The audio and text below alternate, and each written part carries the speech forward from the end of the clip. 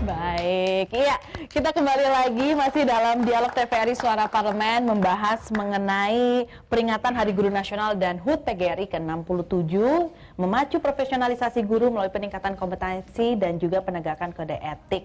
Kalau tadi Pak Marzuki Ali sudah membuka pandangannya bahwa guru sekarang mah enak, sudah kesejahteraannya lebih terjamin, tapi ada juga permasalahan yang timbul, yaitu guru honorer dan juga guru swasta belum bisa mendapatkan jaminan seperti yang dirasakan oleh guru negeri dari sekolah negeri.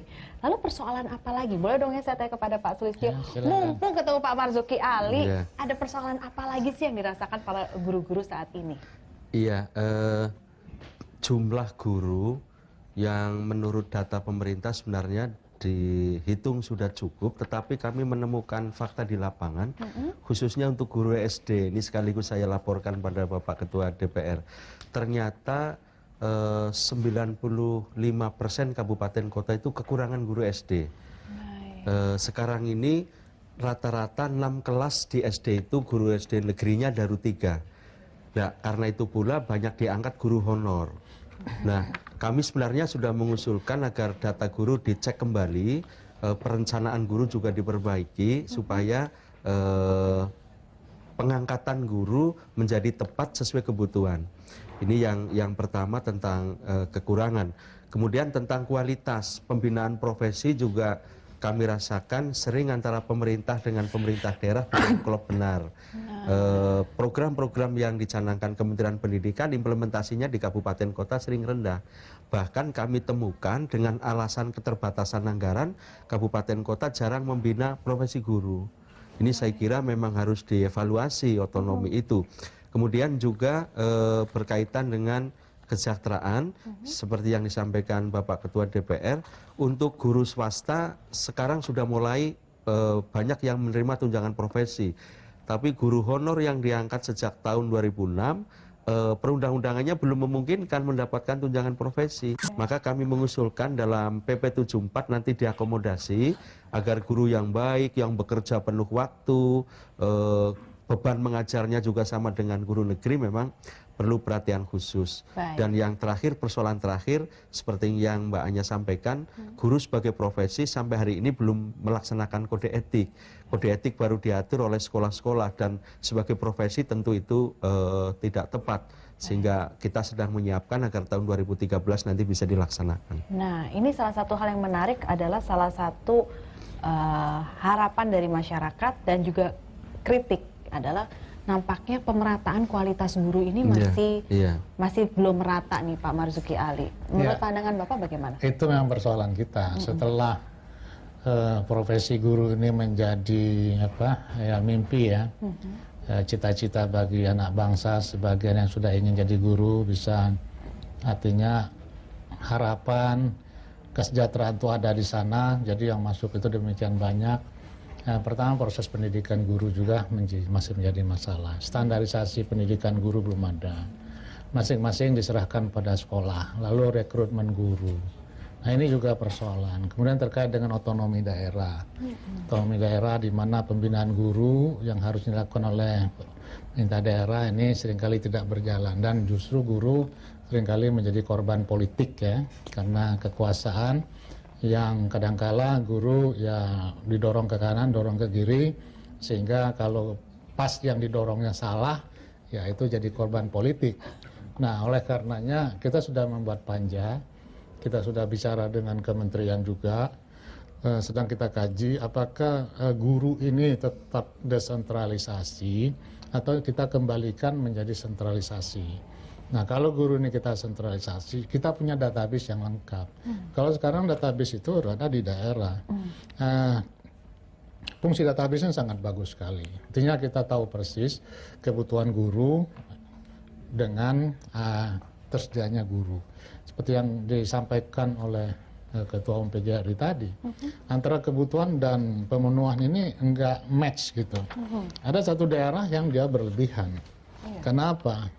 Orang begitu masuk mau ditempatkan di mana saja. Begitu masuk dengan kewenangan, dengan apa, dengan cara-caranya lah dia masuk ke kota lagi, masuk ke kota lagi. Sehingga daerah-daerah itu akhirnya pada kekurangan guru. Itu yang terjadi. Makanya saya punya terobosan, menurut saya ini perlu dipikirkan, dan saya sudah sampaikan kepada Menteri Pendidikan, Kebudayaan, bagaimana pendidikan guru ini kita sentralisasi saja. Seperti kita menerima akpol, jadi kita pendidikan akabri, ya, akmil, akabri.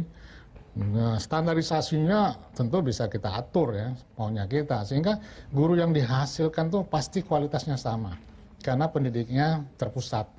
Nah kemudian dalam rangka NKRI ya bisa saja guru Papua ngajar di Medan, guru yang Aceh ngajar di misalnya di Surabaya, asal mereka diberikan kesejahteraan, mereka diberikan fasilitas yang cukup. Saya kira penempatan guru dimanapun saya kira nggak ada jadi masalah. Nah kalau itu dilakukan, maka tidak ada daerah yang kelebihan guru, tidak ada daerah yang kekurangan guru, tidak ada perbedaan kualitas guru ya. Untuk dalam rangka kita pemerataan kualitas pendidikan. Kita tahu sekarang ini kualitas pendidikan jadi masalah antara orang yang sekolah di luar Jawa dengan di Jawa.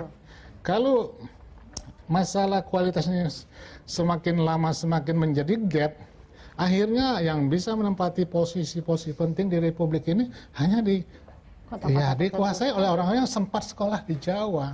Sedangkan yang sekolah di luar Jawa tidak punya kesempatan. Kenapa? Kualitas pendidikannya yang tidak sama dengan yang di Jawa.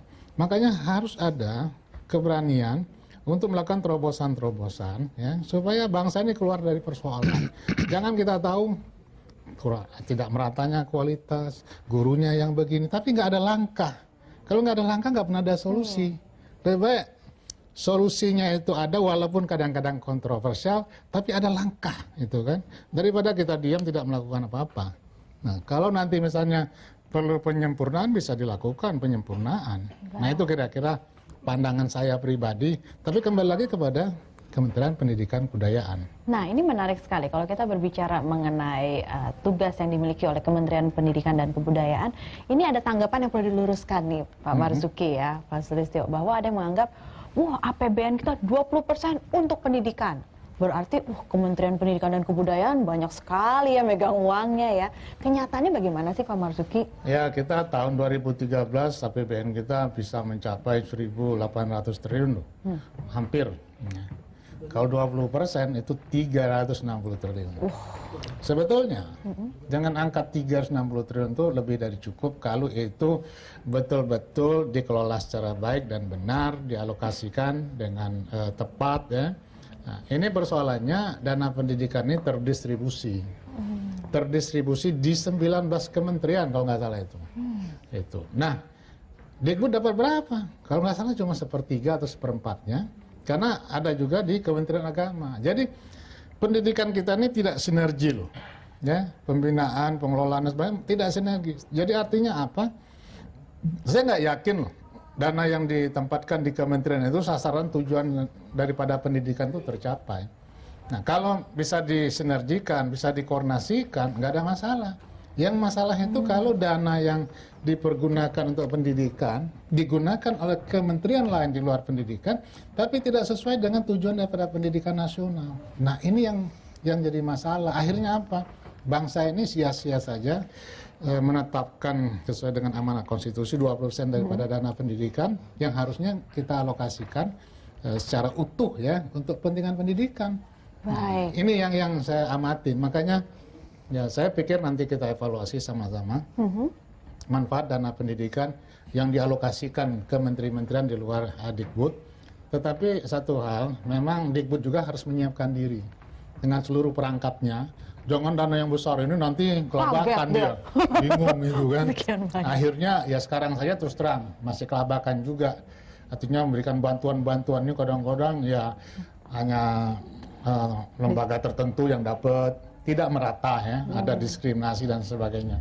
Nah ini juga artinya koreksi kita kepada Dikbud supaya mempersiapkan diri bagaimana memanfaatkan dana yang demikian besar itu betul-betul mengarah kepada tujuan daripada pendidikan sesuai dengan Undang-Undang Sisdiknas. Nah, saya sebenarnya ingin bertanya kepada Pak Sulistyo mengenai setelah diberlakukannya sesuai konstitusi bahwa dibuatlah anggaran 20% dari APBN untuk pendidikan, apakah sudah merasakan perbedaan dan perubahan? Nah, kita akan membahas lebih lanjut, tapi sebelumnya kita akan jeda terlebih dahulu.